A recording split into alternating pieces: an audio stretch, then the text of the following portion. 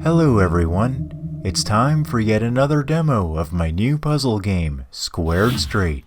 Today's puzzle is the corner cube, so called because it's made of 24 corner tiles.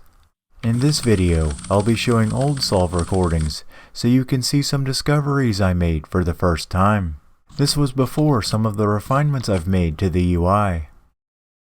As a reminder, the goal is to restore the cube to its solved state after a scramble. The stickers, or tiles, slide around the circumference, and colored beads mark each tile's angle and position. For example, a red bead means that edge of the tile needs to be by the red side, and a blue bead has to be by the blue side. Superficially, this puzzle looks like the classic twisty cube, but my approach to solving it was quite different.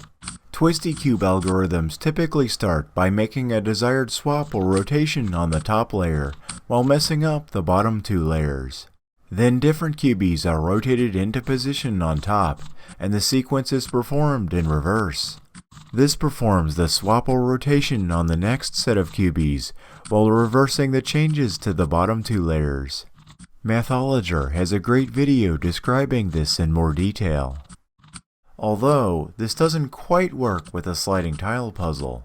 If you move tiles on top to position different targeted tiles to be swapped or rotated, you also move tiles throughout the cube.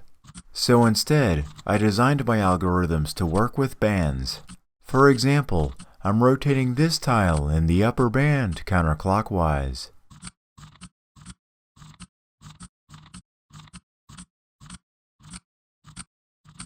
Now the tile is rotated to the desired angle, but the bottom of the cube is messed up.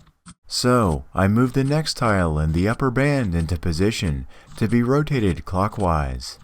Performing the previous sequence in reverse rotates the tile clockwise while also restoring the bottom of the cube.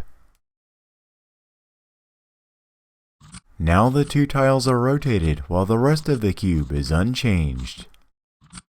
This algorithm design, in turn, changes the overall solving method.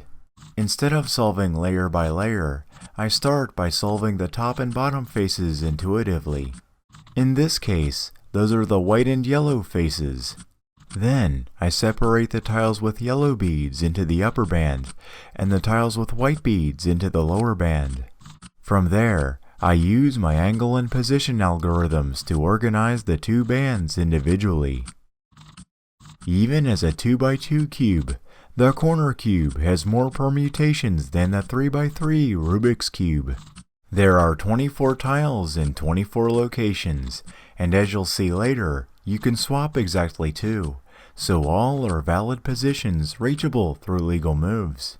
So, there are 24 factorial position permutations.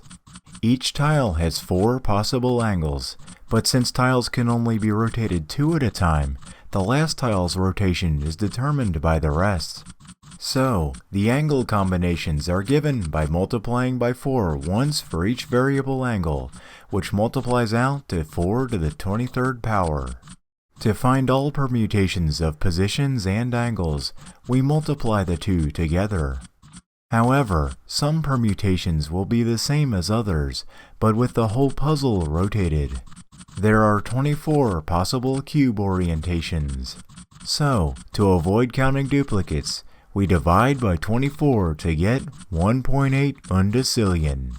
That's about 42 quadrillion times the number of 3x3 Rubik's Cube permutations. For the grand finale, I'm swapping the last 2 pairs of tiles using a modified version of an algorithm for my domino puzzle. It would probably be faster to just keep using the same tile swapping procedure as before, but I thought it'd be cool to finish the last 4 tiles all together. Interestingly, this algorithm is asymmetrical, in the sense that it doesn't simply work backward in the second half to fix unwanted changes done by the first half.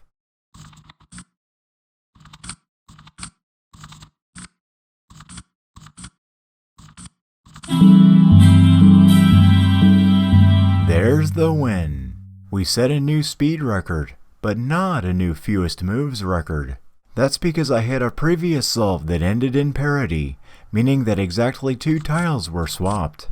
This was a problem because my position algorithm swaps 2 target tiles while mixing up the cube elsewhere, then swaps another 2 while fixing what was misplaced. So, I needed to solve this with an even number of swaps. After staring baffled for a spell, I made use of the save feature to come back to it later. I then tried to develop a parity algorithm by modifying one of my algorithms for the domino puzzle, or by modifying a 4x4 twisty cube parity algorithm, and other ideas. My solution ended up being more straightforward than any of those, though time-consuming. Instead of swapping the orange tile straight to its home when spaced to the left, I swapped it to the right again, and again, over and over all the way around the cube. This way it gets to its home in an even number of swaps for the win. The cool thing is, now I finally have records where the speed record and the move record are different solves. Interestingly, this indicates plenty of room for improvement. So be sure to wishlist Squared Straight on Steam at the link below, so you can take a crack at my records.